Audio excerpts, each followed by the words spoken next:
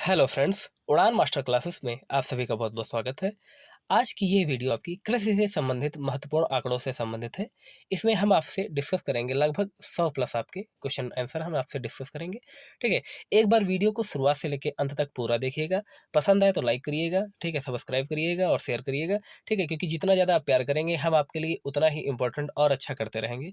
ठीक है, बाकी अक्सर आपने देखा होगा लोग संभावित बोलते हैं, मैं संभावित नहीं बोलता हूँ, मैं 100% दावे के साथ कह रहा हूँ कि केवल इस वीडियो से आपको लेखपाल परीक्षा के ग्राम विकास के पोर्शन में 5 प्लस क्वेश्चन मिलेंगे। आप एक बार शुरुआत से लेकर अंत तक वीडियो को देखिएगा, तब इसको नोट्स बनाइए। ठीक है, आराम से अच्छे से इसको प्रिपेयर कीजिए। एक बार नहीं 2 बार इसको रट डालिए। ठीक है, 5 क्वेश्चन की मैं गारंटी लेता हूँ आपकी परीक्षा में। एक बार शुरुआत से लेकर अंत तक देखिएगा। ठीक है, वन लाइनरों में सीरीज है। ठीक है, क्योंकि ज़्यादा से ज़्यादा हम आपके लिए मटेरियल प्रोवाइड कर रहे हैं ना, तो लिखना पड़ता है और बाकी भी जानते हैं कि हमारी कोई टीम नहीं है, अपने आप ही सब कुछ करता हूँ। ठीक है, तो बस अपना प्यार बनाए रखें। ठीक है, जितना ज़्यादा आप प्यार देते रहेंगे हम आपके लिए और उतना बेहतर करते रहेंगे आपकी परीक्षा तक। डेली रोज 5 से 10 मिनट की वीडियो होगी। ठीक है, चलिए शुरू करते हैं। पहली चीज़ है आपका, ठीक है, इस तरह से इसको कवर करेंगे। ठीक है, national centre for agriculture economics and policy research कहाँ अवस्थित है? ये आपका नई दिल्ली में अवस्थित है। भारत में फसल बीमा योजना का शुभारंभ कब किया गया था? वेरी वेरी इंपॉर्टेंट क्वेश्चन है। इसको हम थोड़ा छोटा कर लेते हैं, इसको थोड़ा ब्लैक कर लें ताकि आपको आसानी से दिखे। ठीक है, भारत में फसल बीमा योजना का शुभारंभ कब हुआ था? ये आपका 1985 में हुआ था। सुनिएगा, अच्छे से सुनते रहिएगा। ठीक है, और जो जरूरी है उनका आप नोट्स बना लीजिएगा। ठीक है, और व्यापक फसल बीमा के स्थान पर राष्ट्रीय कृषि बीमा योजना ये कब आई थी? ये आपकी 1999 में आई थी। ठीक है, क्या याद रखना है? फसल बीमा योजना कार्यक्रम की शुरुआत 1985 में हुई थी और व्यापक फसल बीमा के स्थान पर राष्ट्रीय कृषि बीमा योजना ये आपकी 1999 में हुई थी। कंफ्यूज करने वाले भी सारे क्वेश्चन का हमने इसमें समावेश किया है। उत्तर प्रदेश में किसान भाई योजना कब लागू हुई थी? ये आपकी 1992 में लागू हुई थी। क्वेश्चन पूछेगा आपसे, उत्तर प्रदेश में सर्वाधिक प्रतिशत कर्मचारी नियोजित हैं आर्थिक सेक्टर में, कृषि क्षेत्र में, है ना, इस तरह से विनियोजित सेक्टर में, तो ये आपका सही हो जाएगा कृषि क्षेत्र में। ठीक है, अगला प्रश्न है, राष्ट्रीय कृषि बीमा योजना में खरीफ फसल को कब शामिल किया गया? ये आपका 2004-5 में शामिल किया गया था। राष्ट्रीय हार्टिकल्चरल मिशन किस पंचवर्षीय योजना में आरंभ किया गया था? ये 10वीं पंचवर्षीय योजना में प्रारंभ किया गया था। कौन सी फसल राष्ट्रीय खाद्य सुरक्षा मिशन में शामिल नहीं है? मोटे अनाज जो होते हैं दोस्तों, वो आपके राष्ट्रीय खाद्य सुरक्षा मिशन में शामिल नहीं होते हैं। अब आपको ये हम एक होमवर्क दे रहे हैं, आपको हमें बताना है कि संयुक्त राष्ट्र संघ ने किस वर्ष को, ठीक है, मोटे अनाज का वर्ष घोषित किया है। आप नहीं बता पाएंगे तो मैं आपको इसमें कमेंट में पिन कर दूंगा। ठीक है, ये आपका उसमें कम्युनिटी टाइम में डाल दूंगा। ठीक है, बाकी ये आपको जरूर बताना है कि मोटे अनाज का जो वार्षिक वर्ष है ये संयुक्त राष्ट्र संघ ने किस वर्ष को घोषित किया है। ठीक है, अगला क्वेश्चन है कि आपका सब्जी वाले फसलों के लिए कैसा बाजार उपयुक्त रहता है? तो ये अति अल्पकालीन बाजार उपयुक्त रहता है। मोस्ट इंपॉर्टेंट क्वेश्चन है कि किस पंचवर्षीय योजना में कृषि ने ऋणात्मक विकास दर प्रदर्शित हुई थी? ये आपकी तीसरी पंचवर्षीय योजना थी। ठीक है, अगला वेरी वेरी इंपॉर्टेंट क्वेश्चन हैं आपके सारे। कृषि मूल्य आयोग की स्थापना कब हुई थी? 1965 में हुई थी। मूल्य जिस पर सरकार खाद्यान्न का क्रय करती है, यानी कि जिस पर सरकार द्वारा खाद्यान्न का क्रय किया जाता है, तो वो न्यूनतम समर्थन मूल्य। विटीकल्चर क्या है? तो अंगूर की खेती का उत्पादन आपका विटीकल्चर कहलाता है। योजना आयोग ने भारत को कितने प्रमुख कृषि जलवायु प्रदेशों में बांटा है? ये 15 प्रमुख जलवायु प्रदेशों में बांटा गया है। ठीक है, भारत में जो भारतीय हरित क्रांति की जन्मस्थली कहाँ है? ये आपकी पंतनगर मानी जाती है। वैसे ही तत्कालीन आपका यूपी था, लेकिन अब आप सभी जानते हैं यूपी से अलग होकर क्या बन गया? यूके, यानी कि उत्तराखंड। ठीक है, उत्तराखंड में ये वर्तमान में स्थित है। अक्सर आपका क्वेश्चन पूछा जाता है कि हरित क्रांति जो है आपकी, इससे सर्वाधिक लाभान्वित राज्य कौन कौन से हैं? तो पंजाब, हरियाणा और पश्चिमी उत्तर प्रदेश। ठीक है, पंजाब, हरियाणा और पश्चिमी उत्तर प्रदेश। ठीक है, क्वेश्चन पूछेगा कि हरित क्रांति से सर्वाधिक लाभान्वित राज्य में से कौन सा नहीं होगा? ठीक है, इसमें लिखा होगा पंजाब, हरियाणा, गुजरात, पश्चिमी उत्तर प्रदेश या उत्तर प्रदेश। तो क्या उसमें सही करेंगे? गुजरात टिक करेंगे ना, तो ये 3 आपको याद रखने हैं। ठीक है, अगला, कृषि करने की प्रक्रिया जो पर्यावरण संरक्षण में सहायक है, यानी कि ऐसी कृषि करना जो पर्यावरण संरक्षण के लिए सहायक है, वो क्या कहलाती है? वो आपकी जैविक खेती कहलाती है। नेफेड, NAFED, नेफेड किससे संबंधित है? ये आपका कृषि विपणन से संबंधित है। खाद्यान्नों के न्यूनतम समर्थन मूल्य की संस्तुति किसके द्वारा की जाती है? कृषि लागत एवं मूल्य आयोग के द्वारा। भारत में कृषि को वित्त देने वाली शीर्ष संस्था कौन सी है? ये आपकी नाबार्ड है। नाबार्ड की स्थापना कब हुई थी? 12 जुलाई 1982 को। भारत सरकार ने कीमत स्थिरीकरण कोष की स्थापना, ठीक है, किसके लिए की थी? तो कॉफी और चाय के उत्पादकों के लिए। अब देखिए, कंफ्यूज मत होइएगा, जो कीमत स्थिरीकरण कोष की स्थापना की गई थी वो कॉफी और चाय के उत्पादक जो होते हैं ना, जो उनकी खेती करते हैं, उनके लिए की गई थी, ताकि उनको ये ना हो, ये उनके संदेह ना हो कि कब इसका मूल्य घट जाएगा। वो है ना कि बहुत ये रिस्क वाली खेती होती है ना, कॉफी और चाय पहाड़ों पर खेती की जाती है, उसके बाद में उसकी कीमत ही अगर ना रहे तो फिर उस खेती का फायदा क्या होगा। इसीलिए न्यूनतम समर्थन मूल्य जो आपकी खाद्यान्न फसलें होती हैं उन सबके लिए अधिकतर रहती है। और जो कीमत स्थिरीकरण कोष है, ये अब कॉफी और चाय के उत्पादकों के लिए की जाती है। ठीक है।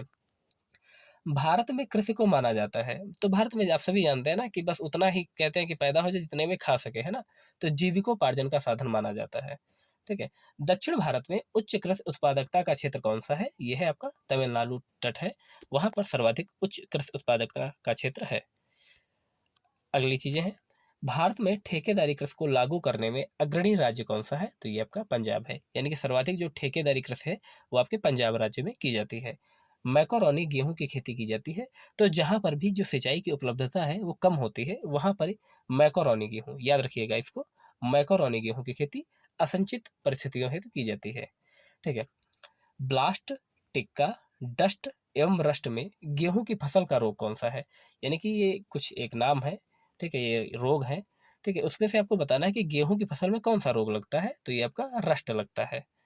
चावल का सबसे बड़ा उत्पादक राज्य कौन सा है? पश्चिम बंगाल। ठीक है, चावल से सर्वाधिक पश्चिम बंगाल में उत्पादन किया जाता है।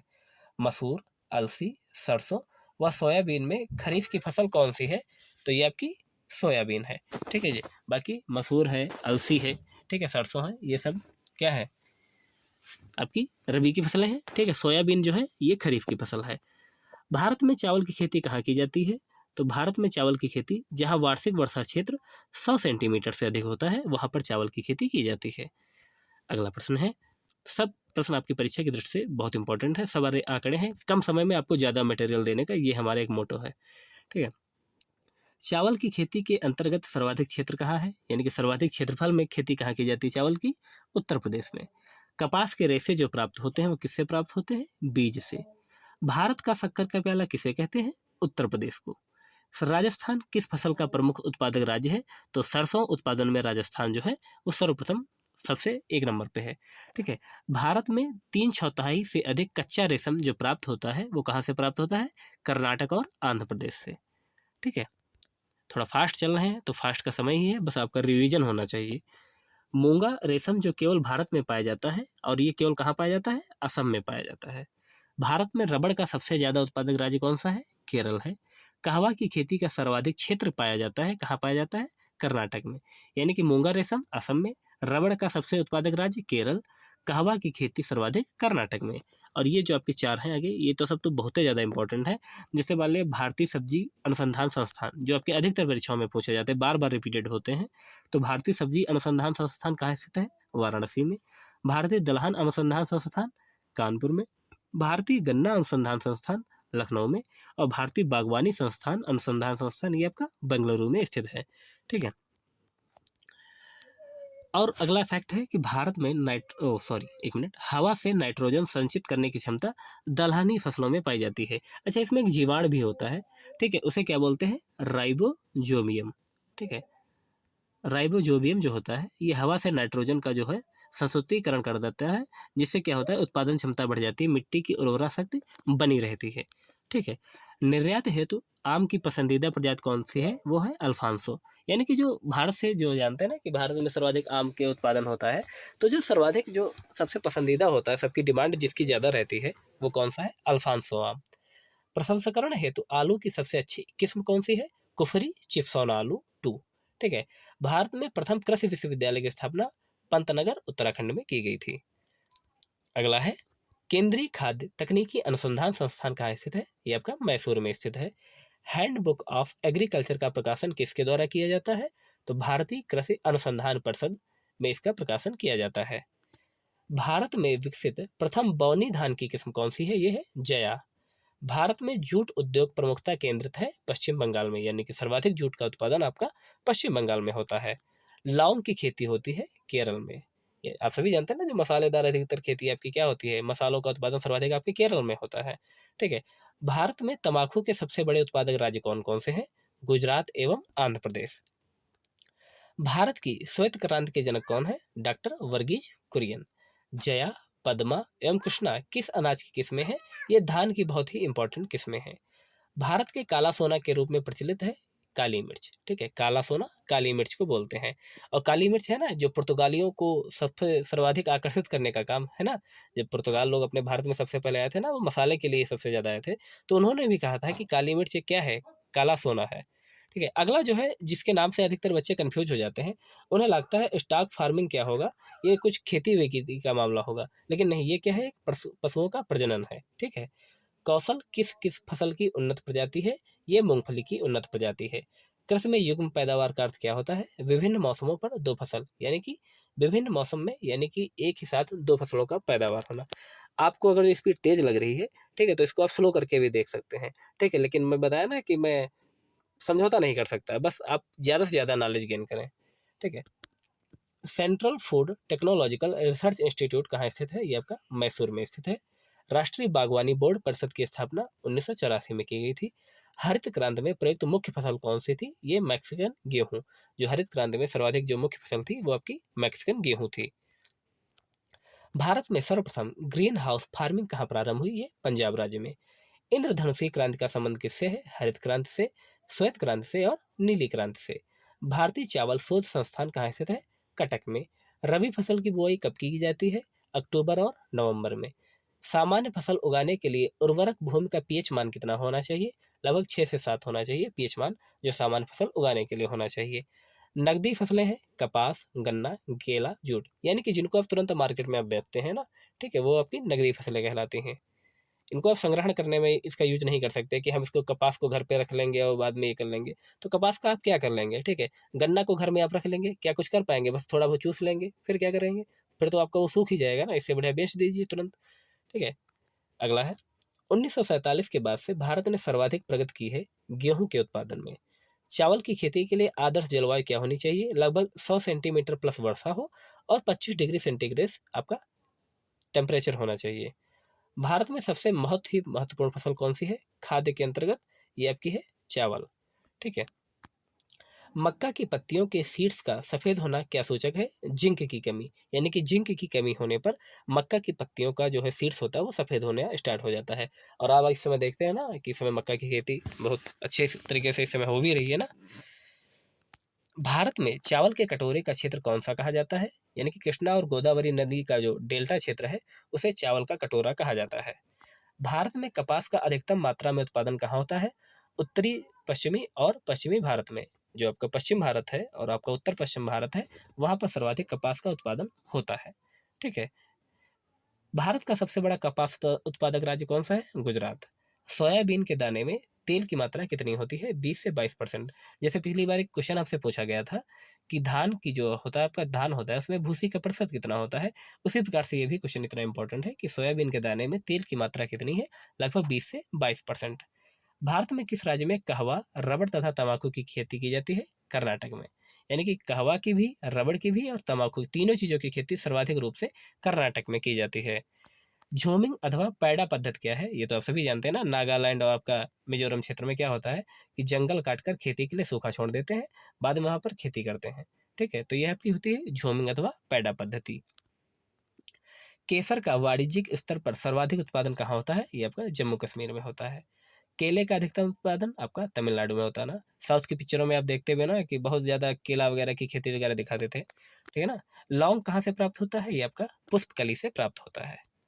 अगला है आपका, किसकी खेती पौध का प्रतिरोपण करके की जाती है? यानी कि पहले एक बार पौधा लगाइए, फिर उसके बाद दूसरी जगह पौधा लगाइए, तो ये आपका प्याज होता है, ठीक है। प्याज की खेती जो है प्रतिरोपण करके की जाती है। राष्ट्रीय कृषि विपणन संस्थान कहाँ स्थित है? ये आपका जयपुर में स्थित है, ठीक है। अगले हैं आपके कुछ इंपॉर्टेंट है बस। दलहनी फसलों में संतुलित खाद अनुपात क्या होना चाहिए? एनपीके का, ठीक है। नाइट्रोजन, पोटेशियम, कैल्शियम का, ठीक है, क्या होना चाहिए? 1:2:2, ठीक है। सब्जी उत्पादन में विश्व में भारत का स्थान द्वितीय है। मटर की पत्ती विहीन प्रजाति, यानी कि मटर का एक ऐसा पौधा जिसमें पत्तियां ही नहीं होती हैं, वो कौन सी है? अपर्णा। भागीरथी घाटी में राजमा और आलू की खेती का प्रारंभ किसने किया था? विल्सन महोदय ने। केंद्रीय मृदा लवणता अनुसंधान संस्थान कहाँ स्थित है? करनाल में स्थित है। अंतर्राष्ट्रीय चावल अनुसंधान संस्थान कहाँ स्थित है? मनीला। और मनीला कहाँ स्थित है? फिलीपींस में। हरी खाद के लिए सबसे उपयुक्त फसल कौन सी है? सनई। इसमें क्या होता है कि सबसे पहले इसको बो दिया जाता है, फिर जब लगभग इसकी लंबाई 5-6 फुट हो जाती है, या कभी कभार इसकी लंबाई 7-8 फुट भी, 10 फीट तक भी जाती है, फिर इसको क्या किया जाता है, ट्रैक्टर के माध्यम से जोत दिया जाता है ना, जुताई कर दी जाती है। ठीक है, ये बहुत अच्छी हरी खाद होती है। भारतीय कृषि का इतिहास किसने लिखा? यानी कि किताब है भारतीय कृषि का इतिहास, ये लिखा है MS रंधावा ने। उत्तर प्रदेश में सिंचाई का सबसे बड़ा स्रोत कौन है? नलकूप। ठीक है, किसानों को मृदा स्वास्थ्य कार्ड जारी करने वाला पहला राज्य कौन सा है? पंजाब। धान की उत्पत्ति कहाँ हुई है? दक्षिण पूर्व एशिया में। नारियल का सबसे बड़ा उत्पादक राज्य कौन सा है? तमिलनाडु। केला का भी तमिलनाडु। उत्तर प्रदेश कृषि अनुसंधान परिषद कहाँ स्थित है? लखनऊ में। उत्तर प्रदेश में आलू अनुसंधान संस्थान कहाँ स्थित है? ये आपका मेरठ में। अगर आपका भारत में पूछा जाएगा आलू अनुसंधान, तो वो आपका शिमला में है, हिमाचल प्रदेश कुफरी में। लेकिन अगर उत्तर प्रदेश में पूछेगा तो वो आपका मेरठ में स्थित है। राष्ट्रीय करेला अनुसंधान केंद्र कहाँ स्थित है? तिरुचिरापल्ली, यानी कि तमिलनाडु में।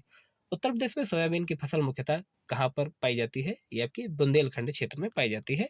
और अंतिम क्वेश्चन है आज का आपका कि उत्तर प्रदेश में केंद्रीय कृषि विश्वविद्यालय की स्थापना कहाँ की गई है? ये आपका झांसी में की गई है। थोड़ा फास्ट पढ़ा है आपको, और लगभग 16 मिनट हो गए यार, थोड़ा मतलब ज़्यादा हो गया। ठीक है, लेकिन ये मैं गारंटी के साथ बोल रहा हूँ, दावे के साथ कह रहा हूँ कि आपको इस सीरीज से एक बार नहीं, इसको 2 बार पढ़िए। फास्ट मैंने बोला भी है, 3 बार पढ़िए, लेकिन गारंटी है कि आपको 5 नंबर जरूर आपको यहाँ से मिलेंगे। तो वीडियो पसंद, जितना ज़्यादा आप इसको शेयर करेंगे, पसंद करेंगे, लाइक करेंगे, हम उतने ज़्यादा आपके लिए मटेरियल अच्छा लाते रहेंगे। धन्यवाद दोस्तों।